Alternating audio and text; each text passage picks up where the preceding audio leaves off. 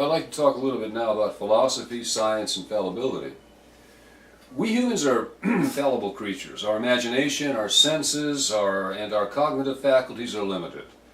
Our intellectual integrity is fragile, and haste, sloppiness, busy work, and wishful thinking come much more easily to us than the difficult and demanding business of thorough, honest, creative inquiry. Nevertheless, we are capable of well-conducted inquiry and of devising ways of overcoming our sensory and intellectual and cognitive limitations and the fragility of our commitment to finding out, of developing means, albeit themselves imperfect and fallible means, of overcoming these weaknesses. Philosophers and scientists are in the business of seeking true answers to their questions. So like all serious inquirers, they should check the evidence as exhaustively as possible and try to curb any tendency to wishful thinking. Beyond that, they should use whatever specific methods and techniques that can be devised, given the subject matter and what is already known, that will help deal with the questions that concern them. But what are the standards and resources of well-conducted empirical research generally? What does well-conducted empirical inquiry demand of inquirers? And how exactly is philosophical and scientific inquiry more so? Inquiry, unlike composing a symphony or fixing dinner or buying a plane ticket or presenting a case in a court of law, is an attempt to discover the truth of some question or questions, though sometimes the upshot is not an answer. But a realization that the question was in some way misconceived, and quite often, once one question has been answered, you find yourself facing a whole slew of new questions. In colleges and universities, in politics and education in general, everywhere, pseudo-inquiry is ubiquitous. Pseudo-inquiry takes the form of sham reasoning, that is, making a case for some proposition to the truth of which you have already committed, and also fake reasoning.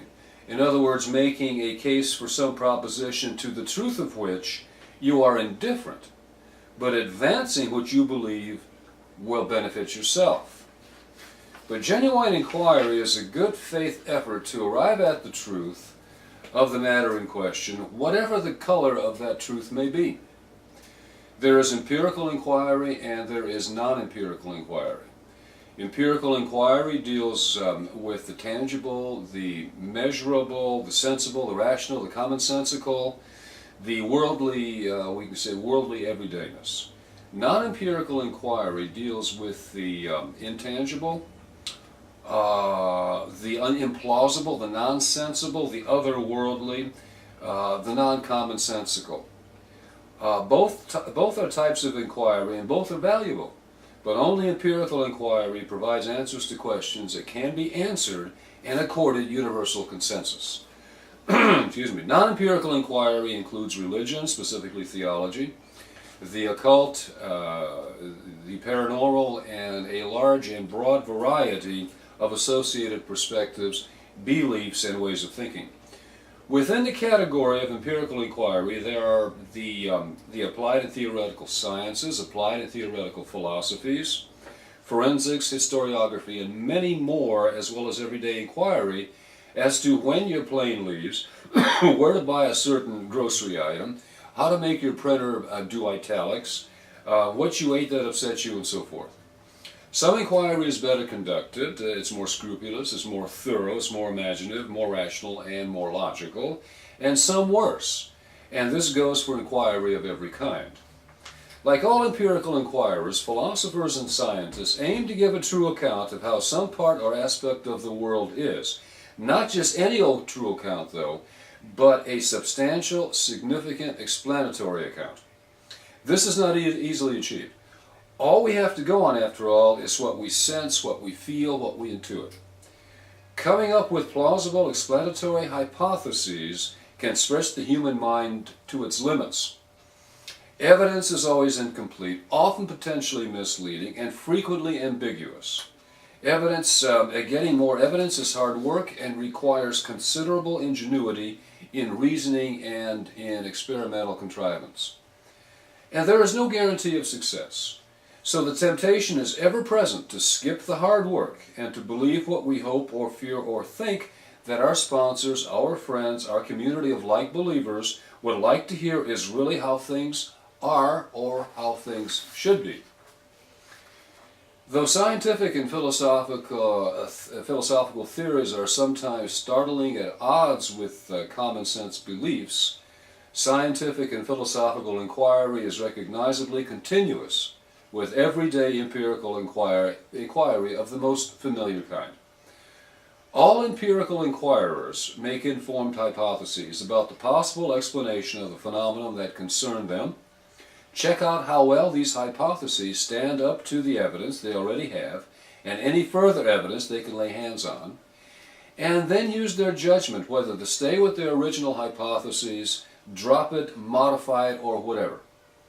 They need imagination to come up with plausible, potential explanations of problematic phenomena, to devise ways to get the evidence they need, and to figure out potential sources of error. They need care, patience, skill, and persistence to seek out any relevant evidence no one yet has, as well as relevant evidence others have. They need intellectual honesty, the moral fiber to resist the temptation to stay out of the way of evidence they can't avoid. They need rigorous reasoning to figure out the consequences of their hypotheses. And they need good judgment in assessing the weight of evidence, unclouded by wishes or fears or hopes of resolving a question or issue quickly, or of pleasing some body or group of persons, or becoming rich and famous. Now, I speak here of philosophers and scientists, but I'm referring to students, the students of these disciplines, referring to all students for that matter. Making an informed hypothesis requires that your chosen hypothesis is consistent with background information, while other hypotheses are inconsistent with background information. Checking how a hypothesis stands up to evidence requires logical inference. If the hypothesis is true, the consequence must follow. It is likely to obtain, in other words. If the hypothesis is false, the consequence will not follow. It will not obtain.